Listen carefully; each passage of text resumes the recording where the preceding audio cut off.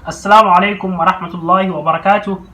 Dukkan godiya ta tabbata ga Allah madaukakin sarki wanda yake cewa wa idza maritu fa huwa yashfin. Ma'ana idan nayi rashin lafiya shine yake warkar da ni. Salati ga Annabi sallallahu alaihi wa sallam wanda yake cewa li kulli da'in dawa. Ma'ana kowace cuta tana da magani. Bayan haka ina marabtar 'yan uwa masu kallonmu da sauraronmu a cikin wannan tasha mai albarka ta Mikassan TV, a cikin wannan shiri mai albarka na madubin lafiya. Yau shirin namu zai tattauna ne akan wani abu da yake fitinar al'umma sosai, wani abu da yake fitinar iyayenmu mata, wato yawan zubewar ciki. Wannan abubuwa ne suke kawo zubewar ciki? Duk da bidiyon na san insha Allah sai dai ya tafi a hankali mu ringa tattauna matsalar ko da a ce a sati so ɗaya insha Allah, domin yana da kyau a san abubuwan da suke kawo zubewar ciki da hanyoyi da za a magance musu insha Allah. Alamomi ko kuma bari mu fara da cewa shi cikin zubewar cikin, abin da ake nufi da zubewar cikin shine fitar ɗan tayi daga cikin mahaifa kafin ya zamo ɗan jariri. Cikakken ciki wanda yake ya cika, halittarsa ta cika kuma ƙarfinsa ya kai, shine ciki wanda yake kaiwa wata 9 da kwana 12. Amma ciki wanda ake haife sa a wata 7 to ba kasafai jaririn yake rayuwa ba. Ciki shi kuma wanda ake ainihin haifarsa a wata 6 ko wata 8, shi wannan yana cutar da jaririn. A haife jariri a wannan watannin, sannan kuma mahaifar ma za ta cutu. So akwai abubuwa da yawa wanda suke kawo zubewar ciki wanda ba za su yi ƙasa da guda 70 ba. So kun ga guda 70 ai abubuwan da yawa. To amma a wannan bidiyo za mu yi ƙoƙari mu ambata daidai abin da hali ya bayar, guda 20 haka ko guda 30. A bidiyo na gaba sai mu ambata, daga baya sai mu yi bayanin hanyoyi da za a kauce musu. Daga cikin dalilai da suke kawo zubewar ciki akwai wanda suke da alaka da ainihin shi kama daga farko, wato maniyi. Akwai wanda suke da alaka da maniyi. Idan maniyin da aka ainihin samu cikin da shi ya kasance maniyi ne wanda yake tsinkakken maniyi, dama ba kasafai za a iya samun ciki da shi ba. To idan an samu cikin da shi to cikin akwai yiwuwar ya zube. Sannan idan maniyin ya kasance mai kauri wanda aka samu cikin da shi to shi ma akwai yiwuwar cikin ya zube. Akwai wanda ainihin wato wanda yake na ɗabi'a ne, wato idan ɗabi'a wacce take ta mahaifa ta ɗau zafi da yawa, zafin yayi yawa to cikin zai zube. Idan haka nan kuma idan ta yi sanyi, ta ɗau ɗabi'ar sanyi, to cikin zai zube. Ina ga mu ambaci dalilai guda 4 kenan, zai yi kyau mu ringa ambatan su da adadi. Haka akwai dalilai wanda suke suna da alaka ne da abubuwa wanda suke ainihin masu bujurowa wa rai ko wa tunani. Tsoro, wato abu na 5 wanda yake kawo zubewan ciki shine tsoro. Abu na 6 wanda yake kawo zubewan ciki shine damuwa. Abu na 7 wanda yake kawo zubewan ciki shine gajiya, matsananciyar gajiya.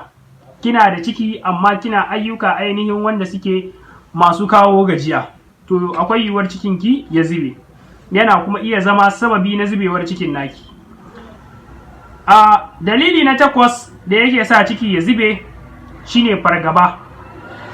Ainihin fargaba tana sa ciki ya zube.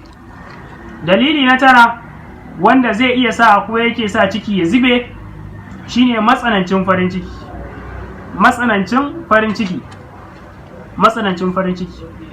Al'amari wanda yake da alaka da zuciya.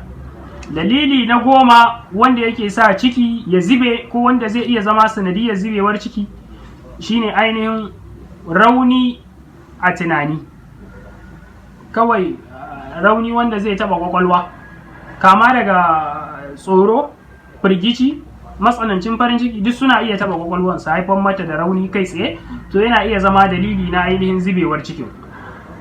Sa'an nan daga cikin dalilai na zubewar ciki wanda suke kawo zubewar ciki akwai wanda suke da alaka da yanayi.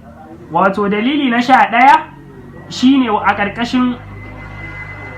ƙarƙashin dalilai na yanayi, to shine weather wanda yake ainihin na zafi sosai. Dalili na 12 shine weather wanda yake na ainihin matsanancin sanyi. To duka wa'innan suna iya sa ciki ya zube. Akwai wanda su kuma dalilai ne wanda suke bujurowa yayin da mace take da ciki, to su ma idan suka bujuro suna iya zama dalilin zubewar ciki. Dalili na farko, ko mu ce dalili na 13 tunda mun kulle alaƙar gaba ɗaya.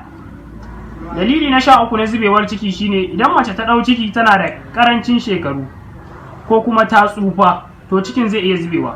Dalili na 14 na zubewar ciki shine siririn jiki, mace tana da matsanancin siririn jiki ko kuma ƙatuwa ce, to cikin zai iya zubewa. Dalili na 15 wanda yake sa cikin ya zube ko zai iya kawo zubewar cikin shine gajiya, matsananciyar gajiya. Dalili na 16 shine ainihin rashin cin abinci wanda yake mai gina jiki, wanda ya kamata mai ciki ta ringa ci. Dalili na 17 wanda zai iya kawo zubewar ciki shine karancin jini a jiki, karancin jini a jikin mai ciki, karancin jini a jikin mai ciki. Karancin jinin akwai abubuwa da yawa da za su kawo shi, daga baya ma tattauna akan shi. Sannan dalili na 18 wanda zai iya sa ciki ya zube shine mace wacce take da matsala ta cushewar ciki, cushewar ciki zai iya sa ciki ainihin ya zube. Dalili na 19 wanda zai sa ciki ya zube shine idan mace ta kasance ta auri shan giya, mashayiyar giya, to zai iya sa cikin ya zube. Ke a dole ga mashayiya, duk nau'in abubuwan nan wanda suke ainihin na shaye-shaye, kodin ne, wace ce menene, duk za su iya zubar miki da ciki, domin abubuwa ne dama wanda za su iya sa maye. To saboda haka duk abin da zai sa maye ga mai ciki zai iya zubar mata da ciki. Dalili na ainihin 20 wanda zai iya sa ciki ya zube shine ciwo wanda yake zuwa farat ɗaya ya ɗauki, zazzaɓi ne zai zo farat ɗaya ya ɗauki, to zai iya sa cikinki ainihin ya zube. Dalili na 22 wanda zai sa ciki ya zube shine akwai tsutsar ciki.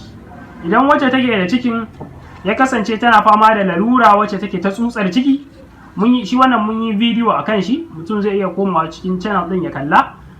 Tsutsar ciki, to tsutsar ciki tana iya sa ciki ya zube. Dalili na 23 da zai sa ciki ya zube shine ainihin amai da zawo.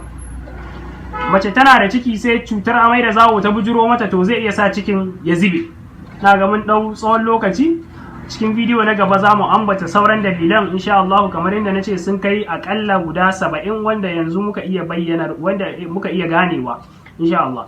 To saboda haka kar a manta a danna subscribing, ai liking, ai sharing, ai comment, da duk mai bukatan ƙarin bayani zai iya kiran mu a namban waya wanda take gaban shi, ko kuma duk mai bukatan shawara dangane da wata larura wacce take damun shi, insha Allah muna ba da shawarwari. Idan ta kama wanda iya abinci ne za a iya warkewa, sai mu dora ka akan cin abinci. Idan wanda sai ka bukatu da shan magani ne, insha Allah sai ka nemi magani, muna bayarwa shi ma insha Allah.